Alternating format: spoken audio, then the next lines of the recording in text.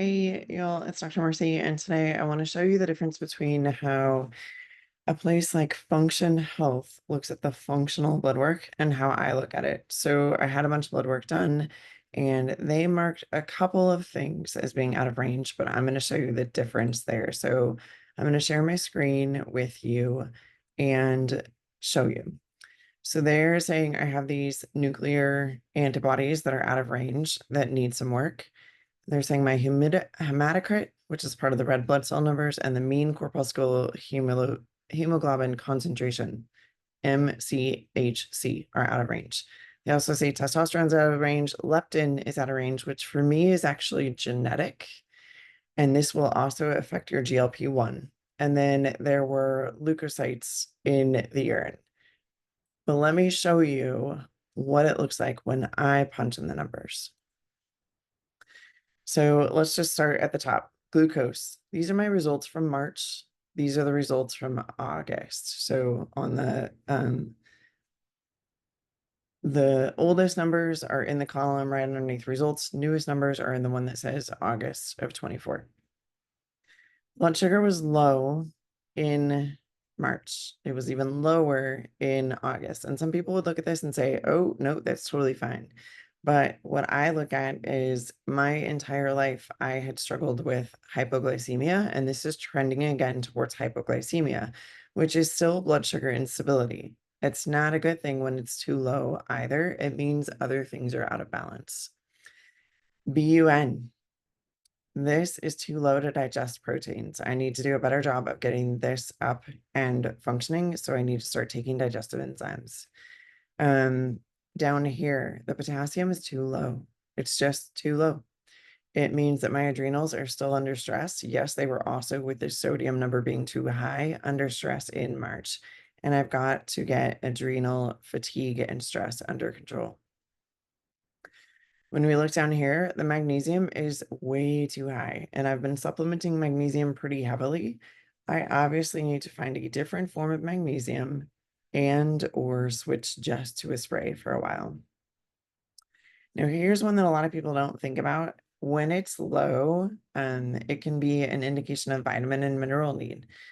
It was low in March. It's even lower now. I've got to get this corrected because when this liver number starts getting really off, then we start seeing more hormone imbalances, including insulin.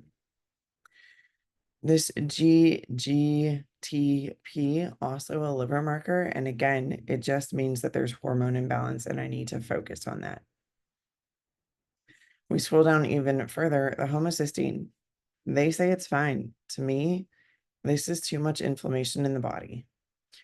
TSH is just slightly under where we want it to be. This is the pituitary gland. It is directly related to adrenal function. So I've got to get this back under control. It was too high in March.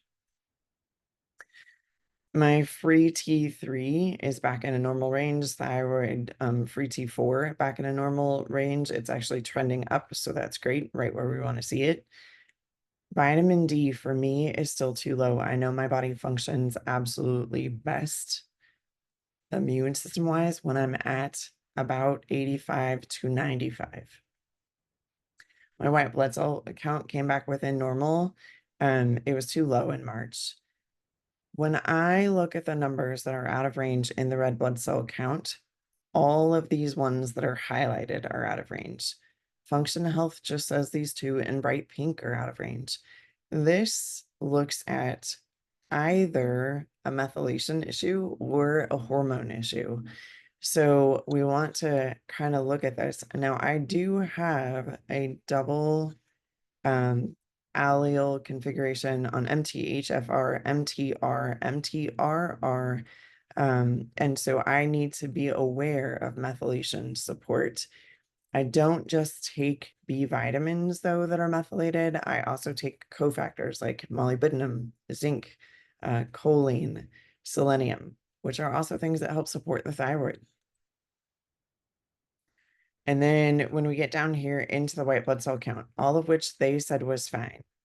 But this neutrophil number is way too low. It should be up at 60%. this lymphocyte number is too high. And when these numbers get closer to a 1-to-1 ratio instead of a 2-to-1 ratio, we see autoimmune. End of story.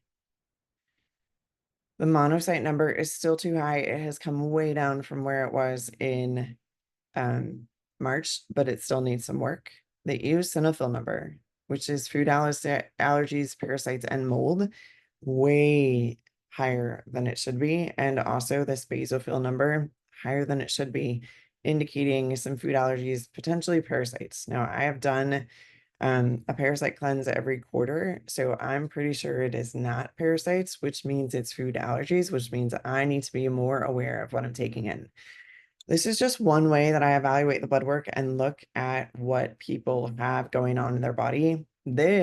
All these numbers on here are very basic blood work that you can get at your annual exam.